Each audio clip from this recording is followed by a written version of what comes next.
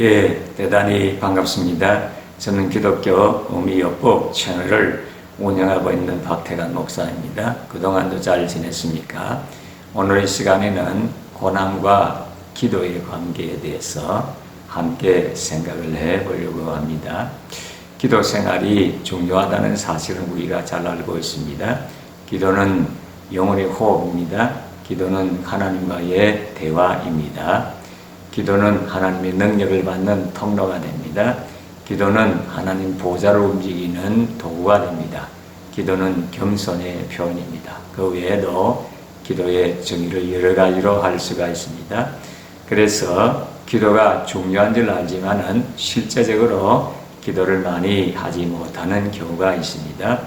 보통 때는 기도를 하지 않던 사람이라도 고난을 당하면은 기도를 하게 됩니다. 왜 그렇습니까? 고난을 당하면은 하나님의 도움이 절대적으로 필요하기 때문입니다. 환난이 왔을 때 부르짖어 기도하면 하나님께서 응답하시는 것입니다. 그래서 야고보서 5장 13절에 너희 중에 고난 당하는 자가 있느냐? 그는 기도할 것이요. 즐거워하는 자가 있느냐? 그는 찬송할지니라. 이렇게 말씀하고 있습니다. 평소에도 기도를 해야 되지만은 특별히 고난 당할 때에 기도를 많이 해야 된다 하는 것입니다. 존 번연은 시험과 고난은 우리로 하여금 하나님을 찾게 한다 이런 말을 했습니다. 보통 때 하나님을 찾지 않더라도 시험과 환난을 당하게 되면 그로 말미암아 우리가 하나님을 찾게 되어지는 것입니다. 이것은 마치 어린아이가 배부를 때는 엄마를 잘 찾지를 않습니다. 그러나 배가 고프면은 엄마를 찾는 것과도 같다고 할 수 있습니다. 그리고 부모된 우리들이 자녀를 키워와서 그런 것을 느꼈을 것입니다. 멀리 객지에 있는 자녀가 평소에는 잘 소식을 전하지 않습니다. 그러다가 소식을 전하면은 물론 안부하는 경우도 있습니다만은 무언가 이 도움이 필요할 때에 소식을 전하는 경우들이 많이 있는 것입니다. 우리들도 하나님 앞에서 고난을 당하게 되면 하나님을 찾게 되고 더 심하게 되면 하나님께 부르짖어 절박한 심령으로 간절한 마음으로 부르짖게 되어지는 것입니다.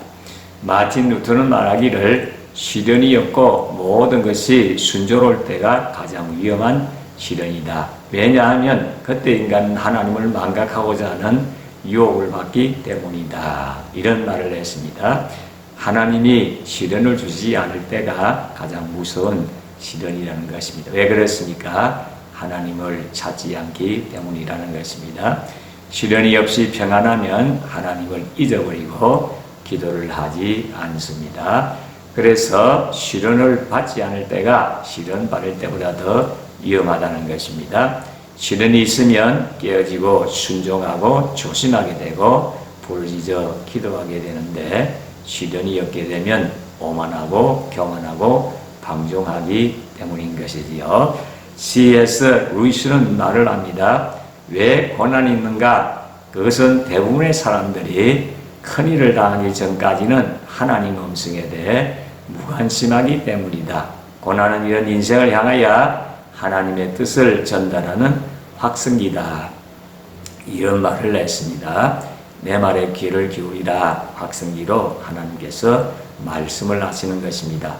고통을 통해서 하나님께서 우리에게 회개하게 만들고 하나님의 뜻을 바라도록 만듭니다. 그래서 귀에 대놓고 큰 소리를 외치는 것입니다.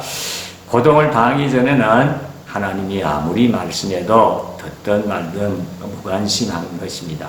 고난이 없으면 우리는 하나님께 순종하지 않습니다. 그러나 고난이 있으면 우리는 부르짖어 하나님을 찾으며 기도하고 간구하게 됩니다.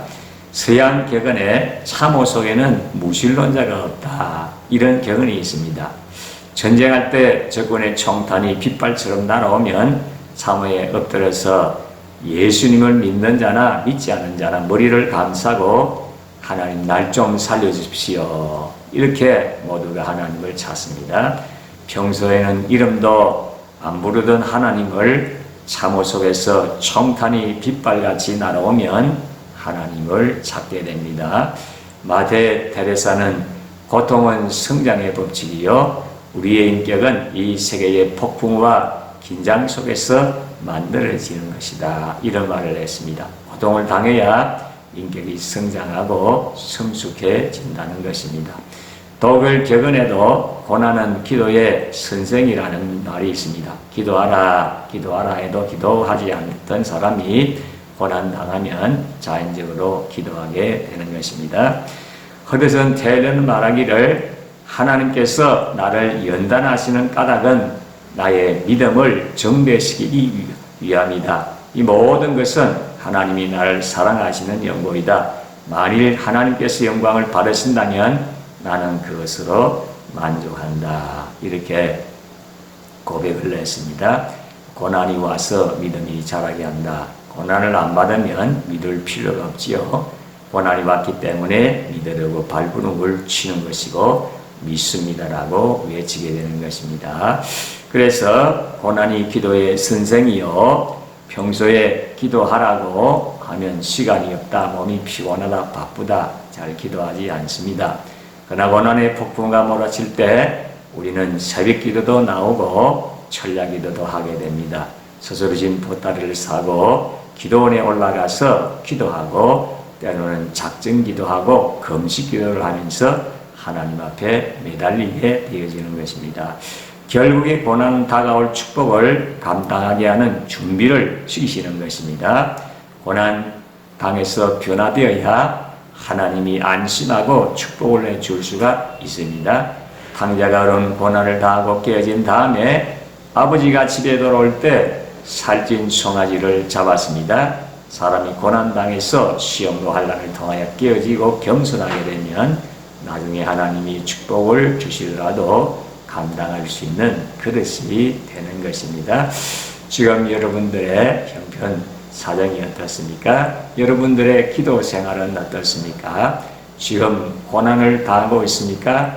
개인일, 가정일, 장사, 사업, 또 교회, 사회국가 여러 가지 어려움이 있다고 하면 이것은 기도하라는 신호라는 사실을 기억하시고 기도 시간을 많이 가지시고 특별히 간절함과 절박한 마음으로 하나님께 부르짖어 기도해서 응답받고 더 큰 그릇으로 쓰임받게 되기를 진심으로 소원합니다. 끝까지 시청해 주셔서 대단히 감사합니다.